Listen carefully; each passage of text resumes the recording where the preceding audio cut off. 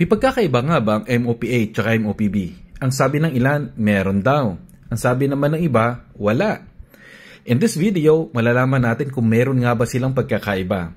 But before we go on, kung hindi ka pa nakasubscribe sa channel na ito, please click the subscribe button.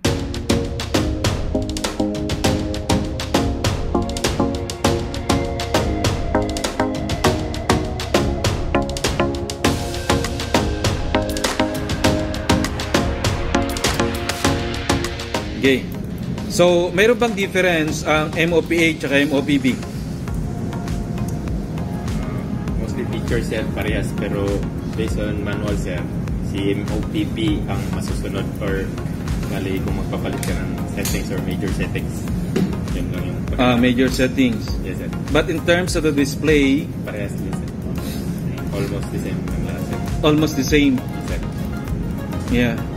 Sabi nung isa, sir, ang pagkakaiba niya yung A tsaka B, no? Sutil. Tama naman sir. Tama nga naman, ano, yung A tsaka B. Okay. Sige. Ngayon, tingnan natin kung ano nga ba ang pagkakaiba niya. Yes, meron siya pagkakaiba. Oh. Ipagkakaiba sila. Sige. Okay, operation. Status. Charge status. Whoop. Pareho ba? Parehas. Cylinder valve status. Window. Parehas. Pareho ba? Parehas. Okay, pareho. Okay, goes to process information. LDCL, pareho. Speed control. Parehas. Pareho lang. Running mode. Parehas. Pareho lang din. Punta tayo ng process adjustment. Auto tuning, pareho din. Cylinder load. Pareho din. Cylinder pressure. Pareho din, ano? Index calibration. Pareho din. Punta tayo sa chip limiter. Chip limiter, pareho din. Cylinder cutout. Pareho din, ano? Ala, saan ba kayo pagkakaiba nito? Auxiliaries. Pareho din. Sa tingin nyo ba, meron ba talaga yung pagkakaiba ito?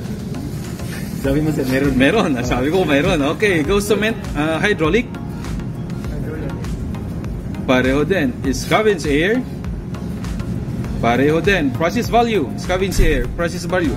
Para sabihin nila, baka may na-miss tayo. Parehas. Yeah, pareho. Then, cylinder lubrication. Pareho din. Okay, goes to maintenance. Engine. Okay. No, punta tayo sa kumuna.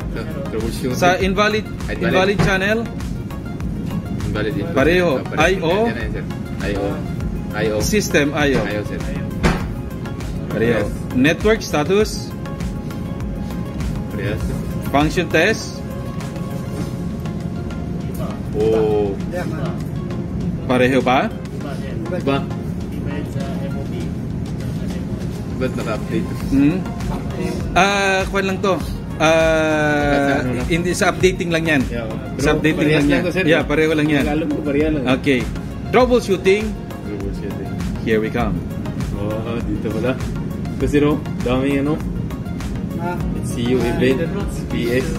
What's the difference? Maraming icon dito No? sa sir. Isolation.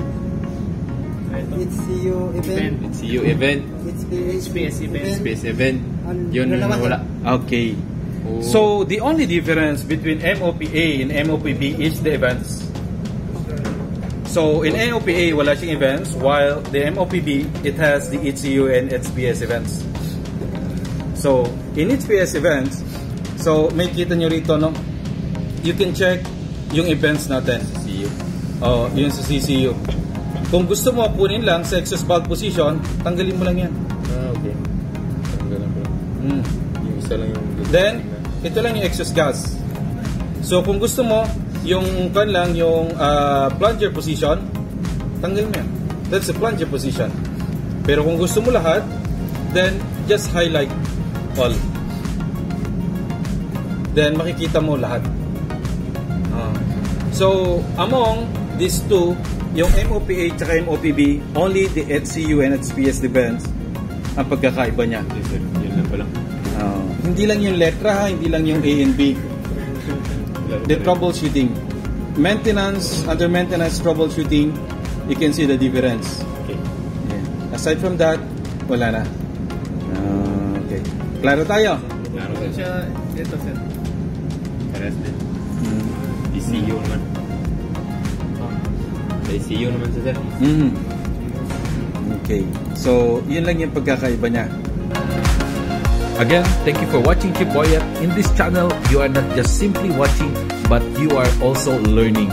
Thank you and God bless us all.